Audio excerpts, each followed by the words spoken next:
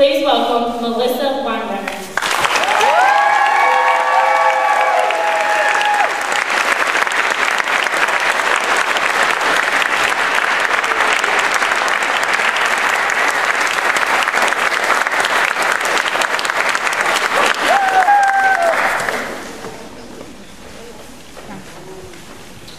On June 19th, Dave Stompera of BuzzFeed declared society was doomed and posted 23 pictures proving that.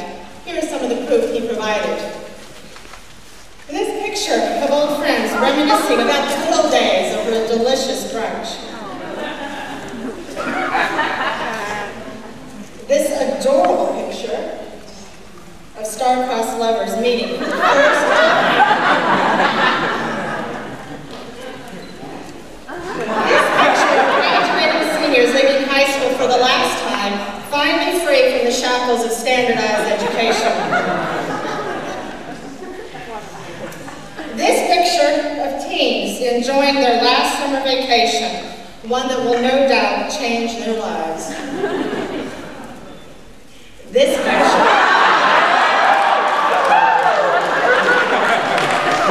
picture shows young love in its purest, simplest form. Technological environments are not merely passive containers of people, but are active processes that reshape people. For technology, any technology, is merely an extension of ourselves. As media guru Marshall McLuhan put it, we become what we behold, we shape our tools, and thereafter our tools shape us. Or in other words, the medium is the message. How one communicates may be even more significant than what is actually being communicated. And the medium, in other words, the method of communication, is something so taken for granted, seemingly so natural, that the user often fails to recognize that influence, just as a fish fails to recognize the water it is swimming in. I'm going to ask you to think about the way you think, and not to limit yourself unconsciously. There are more options than you may realize. Cultures and societies have been impacted in different ways at different times by their unique forms of communication. Some have benefited more than others, but all have been impacted. So let's take a quick look at some of that impact from the dawn of time until now. Communication has gone through three broad stages: oral, written, and electronic. Let's start with the first stage, oral communication, speaking. When we are born, we can learn to think any way at all, to have any thought at all, in any way at all. Once we learn a language, surely that doesn't change the way we think, or does it? Languages differ essentially in what they must convey, not in what they may convey. In other words, different languages impact us not because of what they allow us to think about, but what they force us to think about. When your language routinely forces you to be attentive to certain details all the time, it generates a certain mindset. Let me give you a simple example. I spent last Saturday evening dining with my neighbor. There you go, a simple sentence in English. You're probably thinking, okay, so what? What did I not tell you? Because I didn't have to. The gender of my neighbor. You can wonder whether my friend was male or female, but I don't have to tell you. It's none of your business. But if we were speaking German, I wouldn't have the privilege of being vague in this way, because I would be obliged by the grammar of the language to choose between Nachbar, male, or Nachbarin, female. Most languages compel me to inform you about the sex of my companion, whether I want to or not. This does not mean, of course, that English speakers are unable to understand the differences between evenings spent with males or females, but it does mean they do not have to consider the sexes of neighbors, friends, teachers, and other persons each time they come up in a conversation, whereas speakers of other languages do. In fact, in English, it is unusual. We are the ones who do not have to treat books and baskets and bread baskets as either male or female. Languages that treat an inanimate object as a he or a she force their speakers to talk about such an object as if it were a man or a woman. Does it make any difference? Yes. You can see these effects of language with your own eyes in any art gallery. A 2011 study looked at famous examples of personification in art. The way in which abstract entities such as death, sin, victory, or time are given human form. How does an artist decide whether that entity should be painted as a man or a woman? It turns out that over 85% of the time, the grammatical gender of the word in the artist's native language determines whether a male or female figure is chosen. So for example, German painters are more likely to paint death as a man, whereas Czechoslovakian painters or Spanish painters are more likely to portray death as a woman. Linguistic processes are pervasive in the most fundamental domains of thought, and the language we speak profoundly shapes the way we think, the way we see the world, the way we live our lives, sometimes in ways you take completely for granted, just like that fish obliviously swimming in water. So let me ask you to do a very simple experiment. Pretend that this spot here in front of you is today. Where would you put yesterday?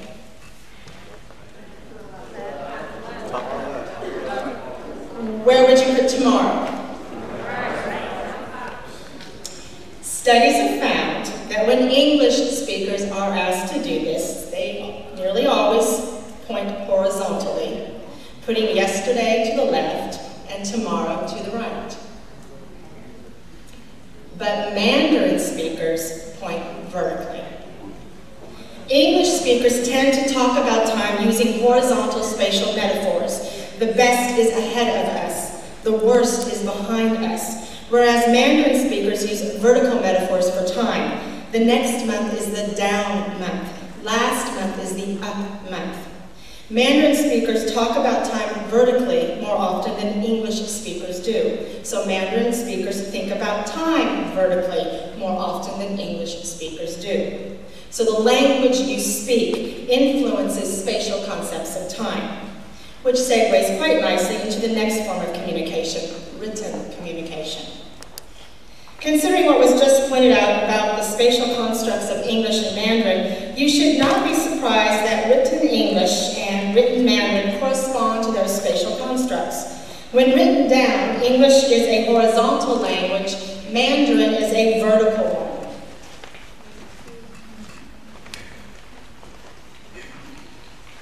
But the writing that developed in these cultures is yet another medium, another form of communication, which will have its own profound impact in these cultures. So let me ask you to do another simple exercise. Write down what you see in this image here. Go ahead, pull out your pen.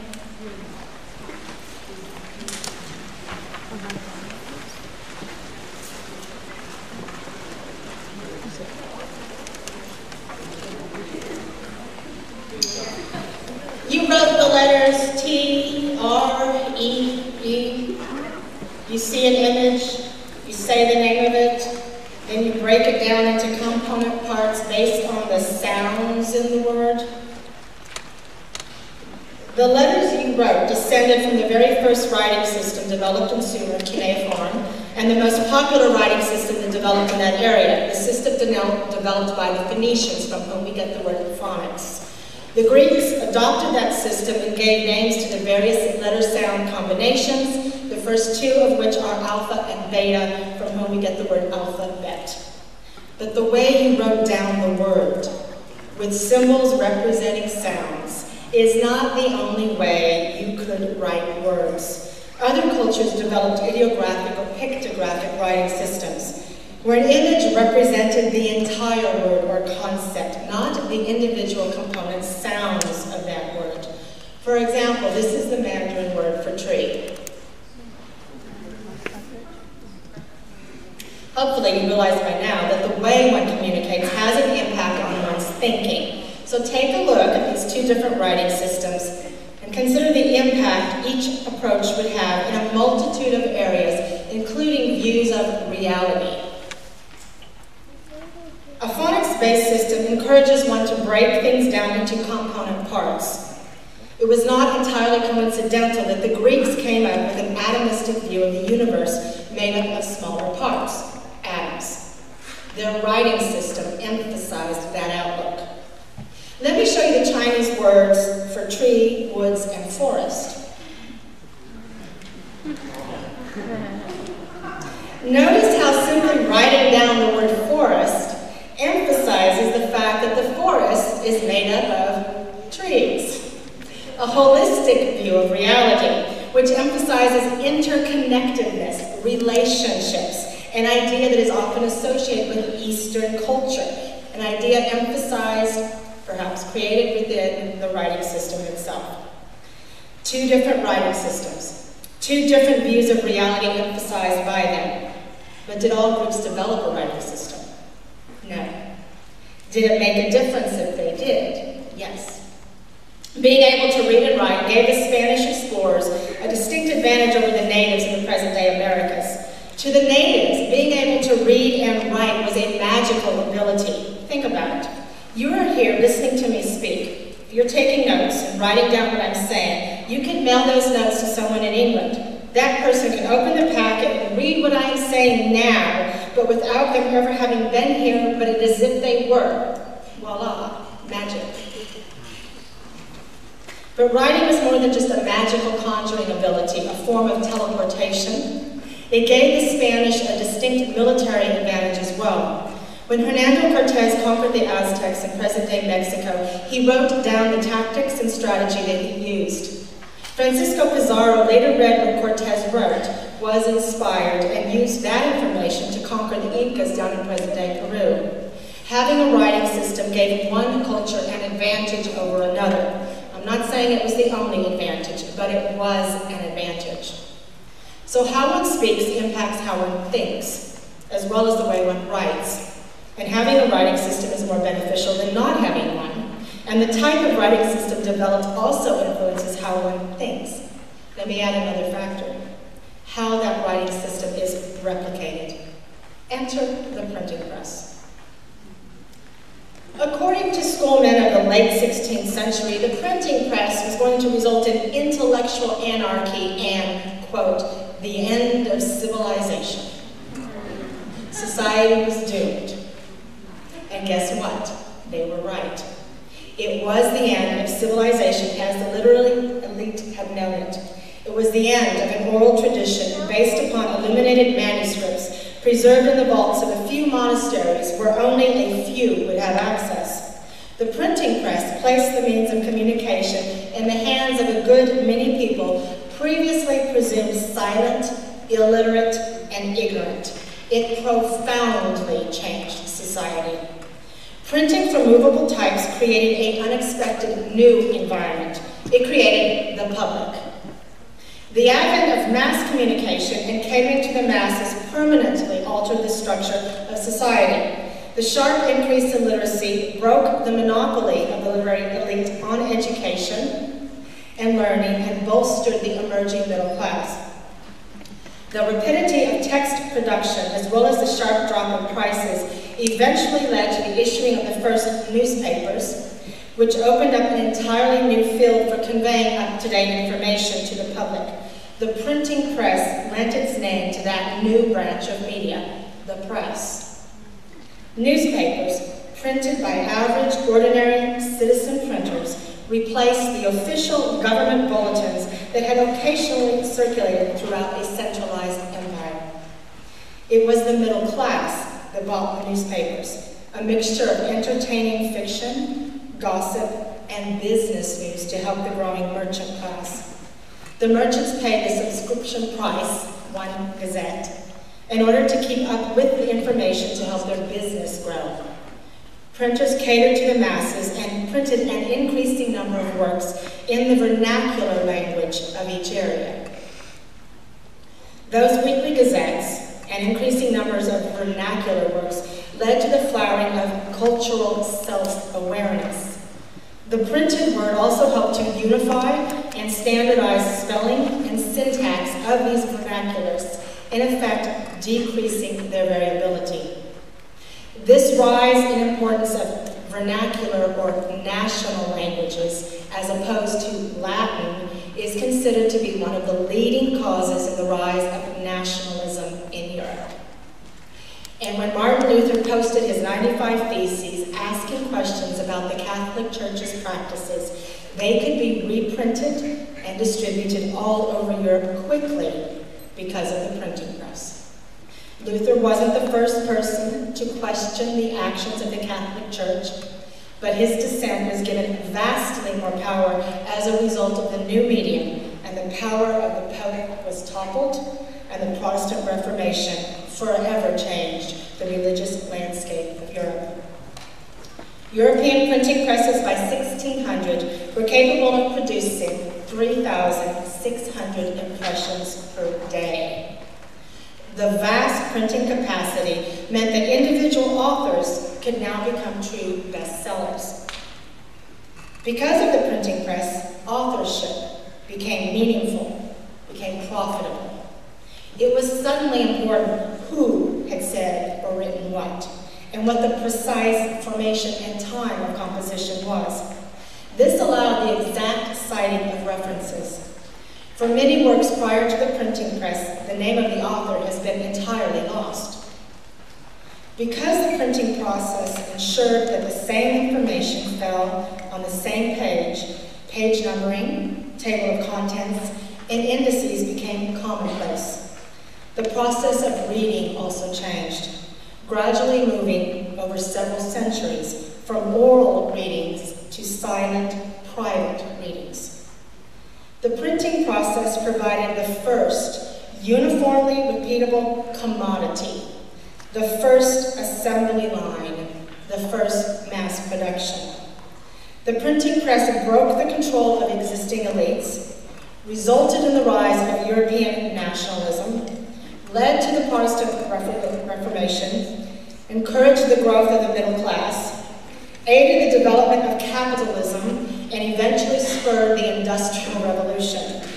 Print technology contributed to and made possible all of the most salient trends in the modern period of the Western world, resulting in what historians have called the rise of the West. So why did the printing press begin in Europe and not China?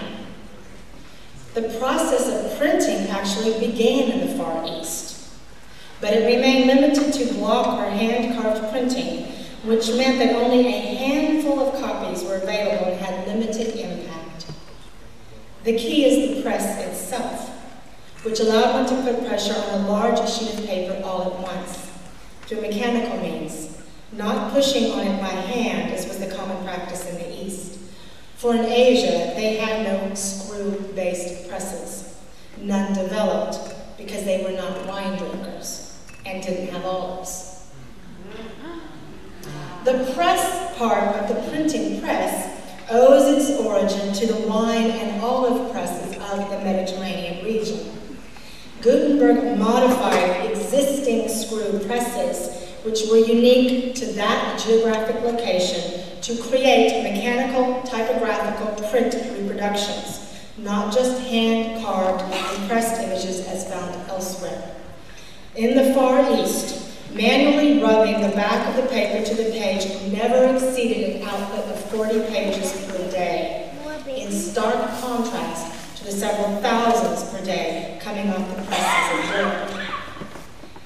Just as devastating and permanently impactful as the printing press is the advent of electronic communication. New technologies exert a gravitational effect on cognition, which in turn affects social organization. Technology changes our perceptual habits, which in turn impact our social interactions. Just as the advent of print places the means of communication in the hands of a good many people previously presumed silent, so also the broad dissemination of electronic media invites correspondence from a good many more people presumed illiterate, ignorant, or uninformed. Anyone can go online and make a statement about a song, a celebrity, an event. Don't even have to be grammatically correct. Text messages don't have to follow any of the conventional rules of grammar or spelling, just like it was before the printing press. In fact, hypertext links found in online sources allow us to go backwards, forwards, in any order, in stark contrast to the rules of the printed book. The literary man today, just as in the 16th century, prefers to view with alarm what is coming and to point with pride what is in the past, while scrupulously ignoring what is really going on all around in the present. I can pull out my cell phone. I can text friends in the UK, in Canada, Bangladesh. I can put them on speakerphone to hear you guys. I can play Call of Duty all night with friends in Germany. Watch my favorite television show at any time that suits my schedule. Watch that TV show on my phone, my computer, my living room television set, in a car, at home, at a friend's house, at a convention. Store my files, music, pictures on a hard drive, a flash drive, in a cloud. I can access them anywhere, anytime, on almost any device. As one New York Times writer put it, our experience of time and space has radically shifted as technology has collapsed, compressed, chopped, flipped, and scrambled it. Among the psychic effects of electronic media, the most notable and obvious is the tendency to compress, and by doing so, dissolve the dimensions of space and time. One clear coming change is the resultant unifying impact, as opposed to the printing press, which served to divide. Electronic communication serves to make of the entire globe and of the human family a single consciousness. The digital era we are part of, in all of its creative and disruptive forms, and it is just beginning, the foundation for an exciting and engaging new experience. The internet is creating a new type of consumer, the consumnivore, where immediacy trumps quality and quantity, and which dictates the type of content being created. Our brains are adapting, and yes, changing. And some of those effects we know are positive.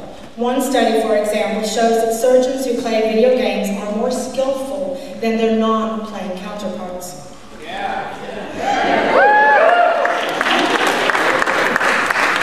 Social networks are not just handy new gadgets for telling the world what you had for breakfast, but for anchoring communities that help tame information overload. They help you determine what news and information to trust and consume and what to ignore. How many of you have found out about a major event because it showed up in your Facebook feed, or had a rumor quashed the same way? How many of you are part of an online community based on your hobbies, interests, or workout plans? How many of you learned how to tie a tie or skate on a ripstick, or cook a turkey at Thanksgiving? By going on YouTube. Businesses today seek to engage customers in new ways that go beyond simply telling information, instead creating unique and meaningful experiences. People prefer experience over content, storytelling, relationships, connection over just information. So, is society, civilization as you know it, doomed? Yes.